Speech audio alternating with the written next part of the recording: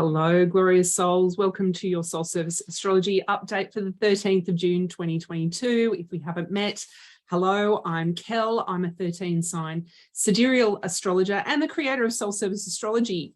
13 sign sidereal astrology is essentially observational astrology or ecological astrology or astrology that matches astronomy. So you can get out your astronomy app and where you hear me talk about where the planets or the moon is where you'll be able to observe them in the night sky. Yes, 99% of modern Western astrology, you can't do that.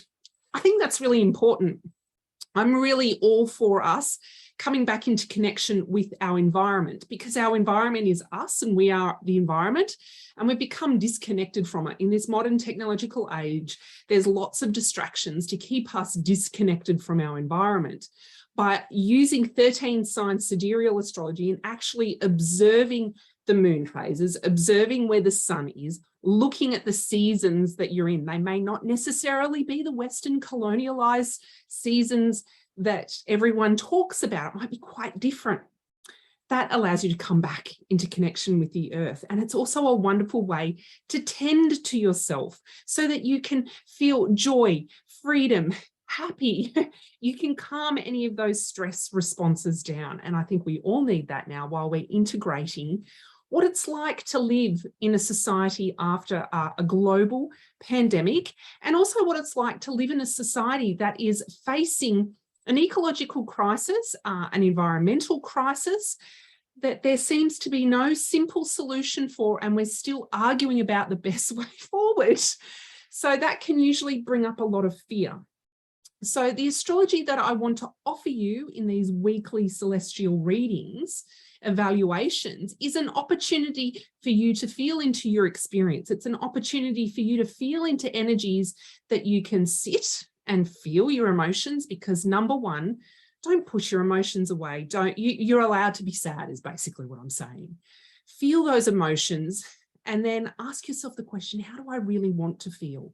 Because you are allowed to feel joy, happiness, freedom, gratitude, even in the face of this existential crisis that we face. So that is why I think it's really important that we're looking to the sky, our environment, and divining meaning from it, and then allowing ourselves to experience that. And that's what Soul Service Astrology is.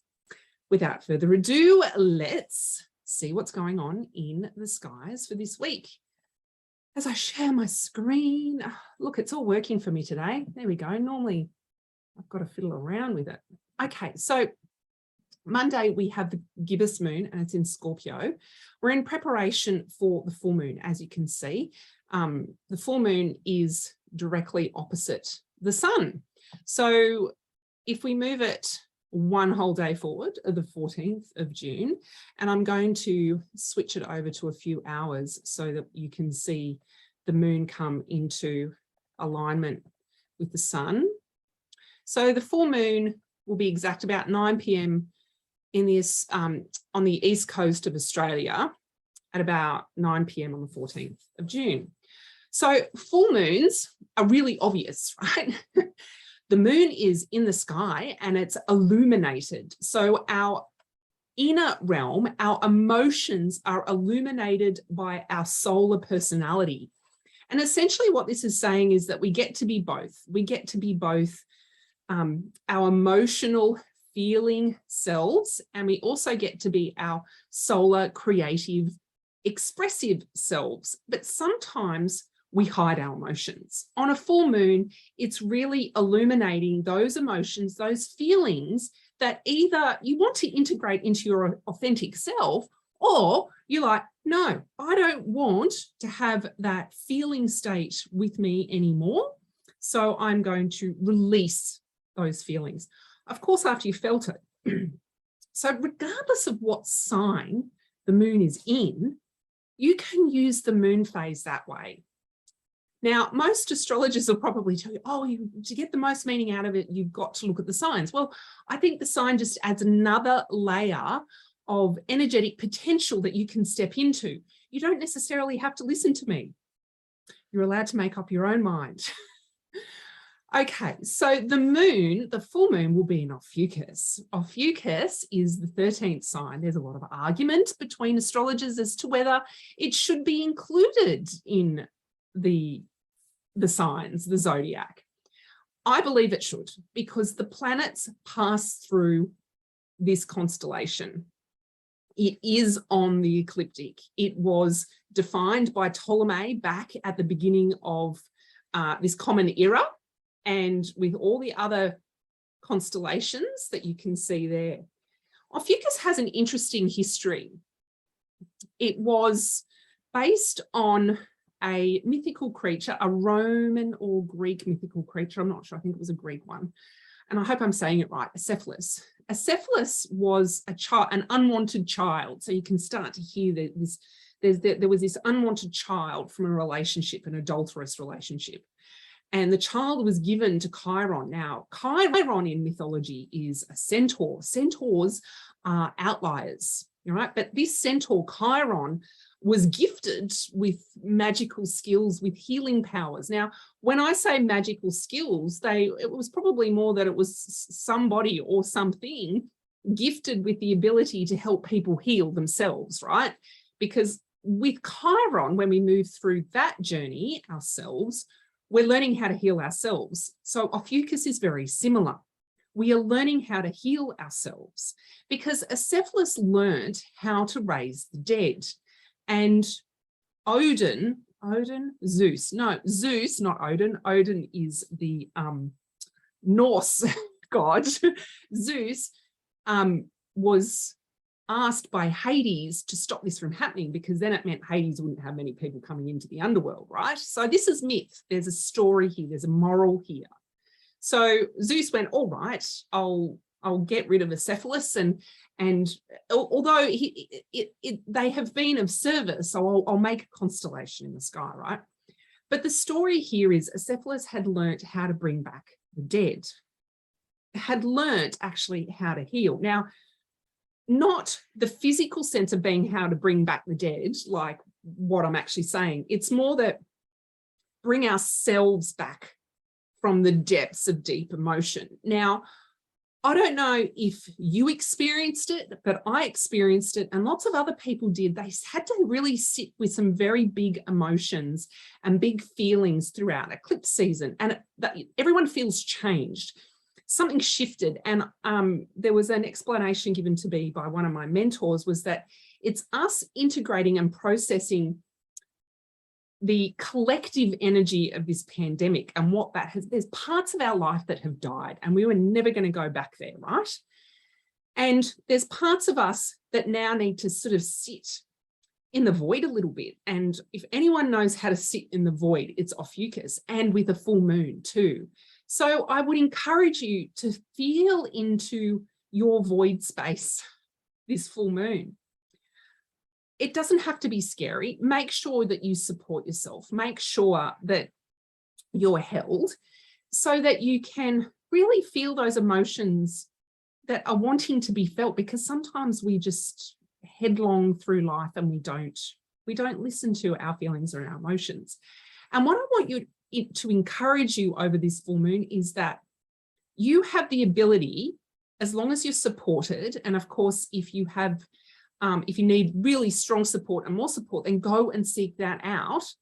But you do have the ability to heal yourself. You are a lot stronger than what you think that you are, because of course we're our own worst enemies. So I want to encourage you that you have the ability to sit with really big emotions and feelings and feel into your void space, kind of like the metaphorical underworld, before we emerge again, because we're heading towards the 21st of June, which is when we have a change in the solar season.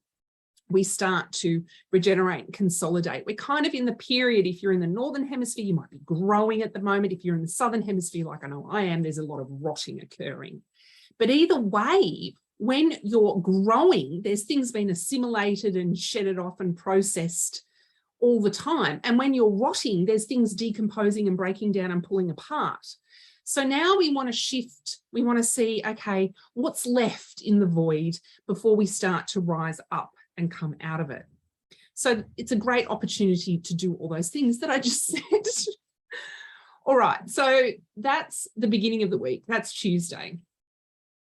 As you'll notice, there is a T-square occurring here with this full moon energy. T-squares represent the energy of Mars. So it really is for us to build strength, this full moon.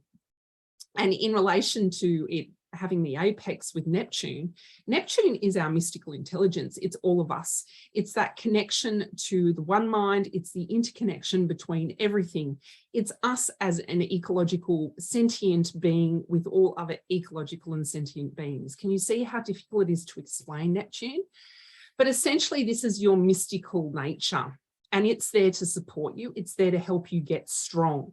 So for this full moon, if you need to meditate, if you need to go on guided journeys into your subconscious, if you need to call in support from other spiritual practitioners to hold you while you process these emotions, then please do. I can help you with that through a birth chart evaluation.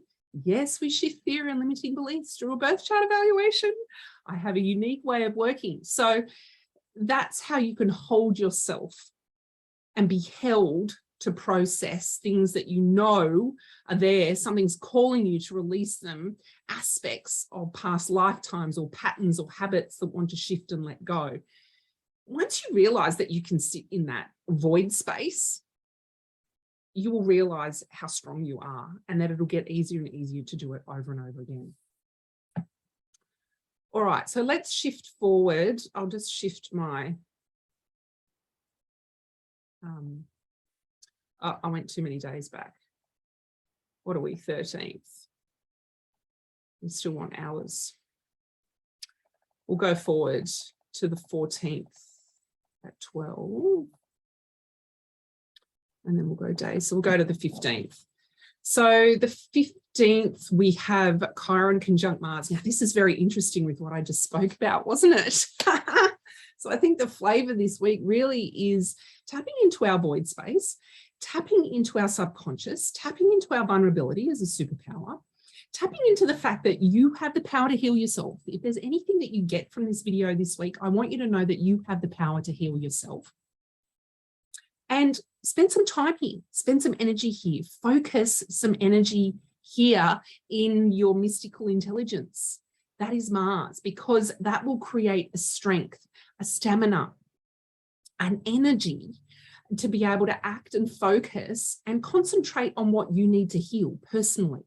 So allow yourself to meditate, perhaps go and seek out an Akashic Records practitioner, one that is from the culture that it was born from, which is primarily Southeast Asia, I think, primarily Indian descent is the culture where the Akashic Records come from. And you can be guided into concurrent lives and to shift anything that no longer needs to be there. And if you don't believe me, if you don't believe that that works, I'm a scientist, and initially I didn't believe it works either, but after 5 years of practicing it, I can tell you that it does work. So why not give it a go? It's certainly not going to hurt. So I feel like that's a bit of a flavor for this week, with the Chiron energy really allowing ourselves to focus in on our healing and our alchemical abilities, because sometimes we have to sit in the shit to know what is in our glorious, abundant pot of resources and abundance. And when I say resources and abundance, it's not necessarily just money, right? There's all these other wonderful things, and just how strong you are and just how you're able to focus your energy down and do the things that you need to do to maintain your mystical intelligence. And your mystical intelligence is made up of your intuition, your body, your emotions, your intellect, your imagination and intuition. Going into your imagination is a great thing to do because that allows you to tap into source, your curiosity, your creativity, and of course that connection with people that you really feel safe with. That is what can support you this week. I think this has come at a wonderful time after eclipse season, so that now we're integrating these aspects of ourselves into our mystical intelligence that we have We've kind of burnt away what's no longer needed. So now that we can integrate this into ourselves and really focus in on what it is that we want to tend for the next 12 months, 13 months, because of course we have to speak for lunar seasons here, soul service astrology way. Okay, and then on Thursday, the 16th, it's a pretty big week. So last week was a bit of a quieter week, but this week is a big week. We have Venus forming a conjunction with the North Node in Aries on Thursday, the 16th. And of course, this has been building. Venus is the regenerator. Venus is the mythical goddess in Anna. Venus knows how to sit through the fire, how to shed all 7 layers of her ego. This is kind of feminine energy, and I'm still talking to the masculine here. You have this aspect of yourself, this strength and this power to go and sit in the void space is what I said, go into the underworld so that you can regenerate and then come up and be born new. With the North Node represents an aspect of our mission this lifetime, our mission this concurrent lifetime, because all lifetimes are happening in every single moment. So it's going to make you feel uncomfortable. I think this week there could be a level of discomfort as we integrate our new aspects of our mystical intelligence that want to be integrated after the pandemic or during the pandemic, during the existential crisis of ecological collapse. And what really is our mission? Where are we going to show up as the warrior? Can we sit in the fire so that we can start to regenerate? So if you follow along, I spoke last week about how we're currently in the season of Taurus, and it's a great time to be looking at your soil.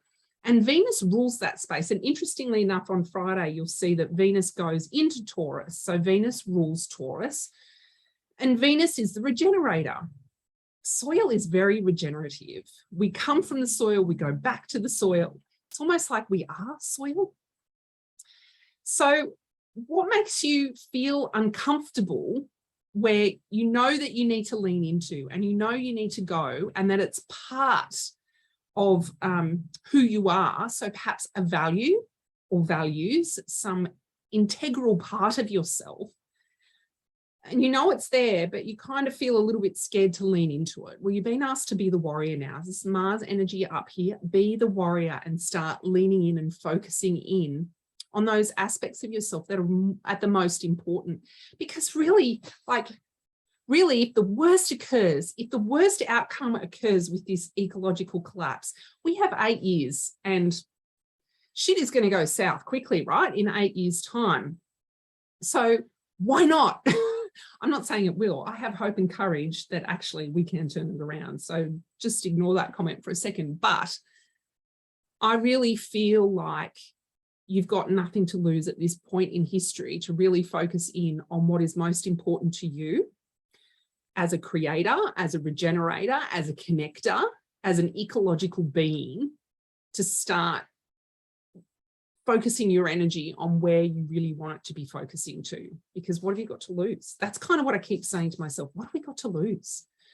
So that's the North Node conjunct Venus, and then Venus moving into Taurus. It really just amplifies that energy around me presenting you the opportunity to look at your soil, to look at your values, to look at the component parts of your life that are most important.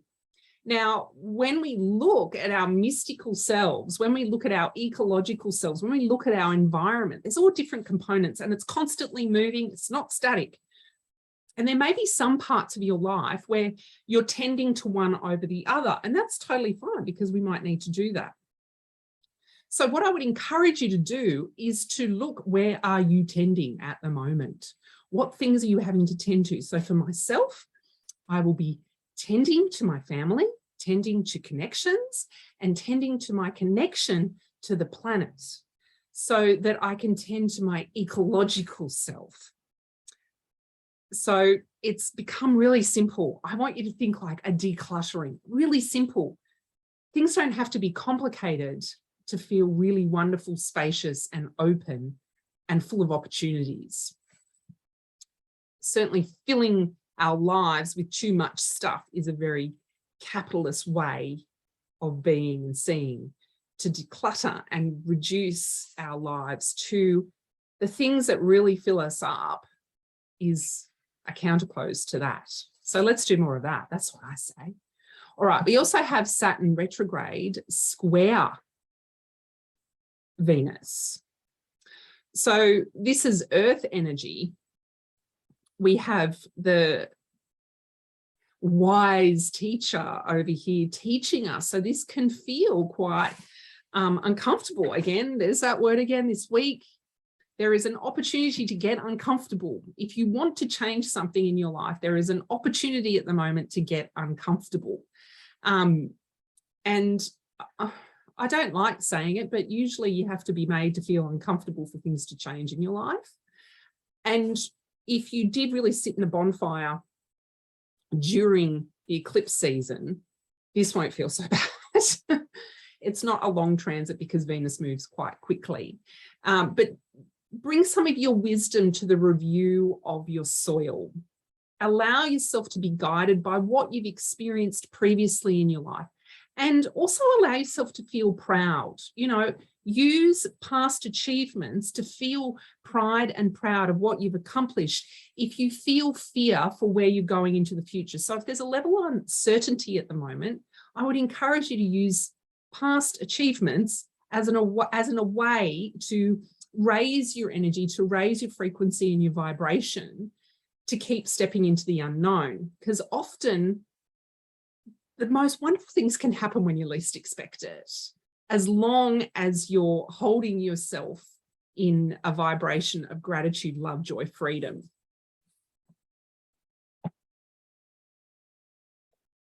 That's Friday. Where's my Saturday and Sunday? Okay, here we go.